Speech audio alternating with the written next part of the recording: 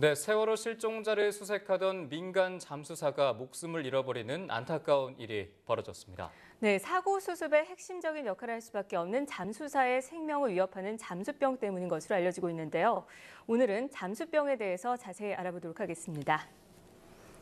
네, 서강대학교 이덕환 교수님 나와 계십니다. 안녕하십니까? 네, 안녕하세요. 안녕하세요.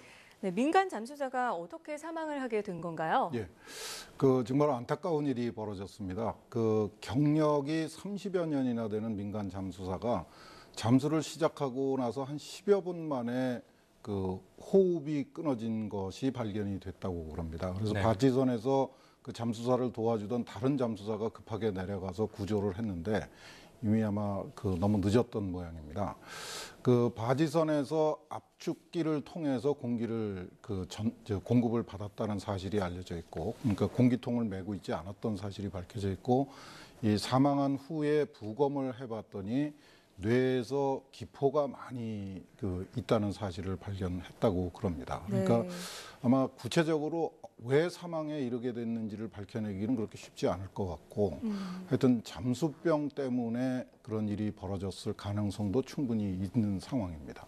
네, 이렇게 2차 피해가 일어날 것이다라는 우려가 있었는데 결국은 일어나게 돼서 참 유감이 아닐 수밖에 없고 그렇다면 잠수병이라는 게 도대체 어떻게 되는 거죠? 예, 굉장히 위험한 상황입니다. 그러니까 우리가 물속에 한 10m 정도를 들어가면은 수압이 한 1기압 정도 높아집니다. 그러니까 한 20m 정도 잠수를 하면은 공기의 압력까지 해서 한 3기압 정도의 압력을 받는 거죠. 그렇다고 해서 우리 몸이 이렇게 찌그러지지는 않습니다. 우리 몸에도 몸이 물로 되어 있기 때문에 문제가 되는 거는 이제 압력이 아니라 압력이 우리 몸에 직접 미치는 문제가 아니라 우리가 호흡하는 공기 중에 있는 질소 기체가 우리 세포 속으로 스며들어가게 됩니다. 그러면 우리가 이제 질소 마취 효과라고 그러는데 원인은 정확하지 않은데요.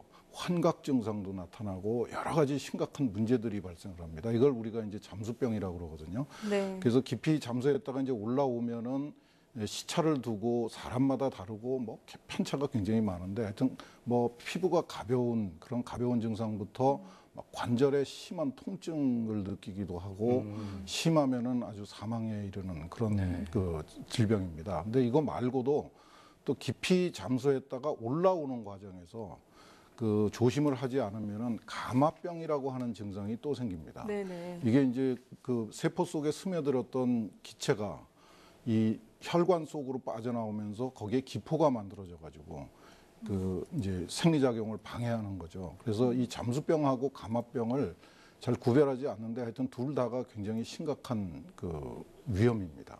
네, 아무래도 걱정이 될 수밖에 없는 게 이 세월호 수습에 참여하는 잠수사들인데요.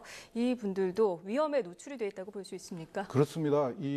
특히 이제 심해 잠수 20m, 30m 깊이에서 작업을 해야 하는 잠수사들은 굉장히 위험합니다. 우리가 생각하는 것보다 훨씬 더 위험합니다. 그리고 특히 이제 지금은 사고 해역의 수온이 굉장히 낮고 조류가 굉장히 강한 걸로 알려져 있습니다. 수온이 낮으면은 체온이 떨어지고요. 조류가 세면은 이제 견디기가 힘드니까 체력 소모가 굉장히 심합니다. 그러니까 그냥 물속에 들어가는 것도 힘든데 체온 유지도 해야 되고 체력도 지켜야 되고 그러니까 굉장히 위험하죠. 그래서 충분한 휴식이 필수인데요. 지금 아마 가족들이 기다리고 있고 국민들이 기다리고 있고 그러니까 민간 잠수사, 해군 잠수사 이런 분들이 아마 굉장히 정말 목숨을 걸고 구조 활동을 하고 있는 걸로 알고 있습니다. 굉장히 위험합니다. 네. 얼마 전까지 논란이 불거졌던 다이빙벨을 이야기하고자면은 잠수병에 좀 도움이 될까요? 참 안타까운 얘기입니다. 언론에 보도된 거 보셔서 알겠지만은 지금 이제 사용하려고 그러던 다이빙벨, 잠수종이라고 그러는데 이건 아래쪽이 열려 있습니다. 그러니까 그 속에 들어가 있는 잠수사들은 차가운 바닷물하고 거센 조류에 그냥 노출이 돼 있고 잠수병에도 그대로 노출이 돼 있습니다.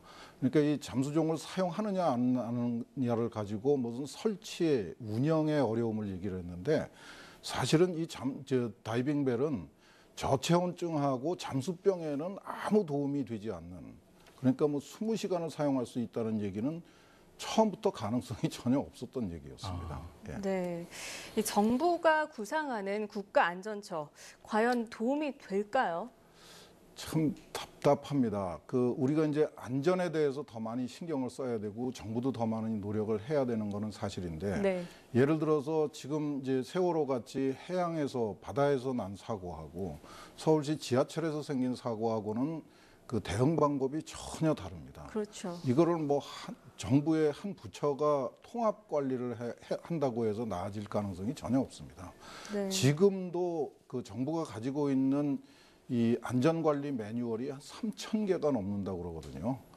그거를 오히려 더 정확하게 더 그 실용적으로 실현성 있게 만들어서 관리하는 게 훨씬 더 중요하지. 또 다른 정부 부처를 만들어 가지고 잘못하면은 이게 또 하나의 규제 생산 부처가 될 수가 있습니다. 그리고 잘못하면은 또 이제 국피화가 또 만들어질 수도 있죠.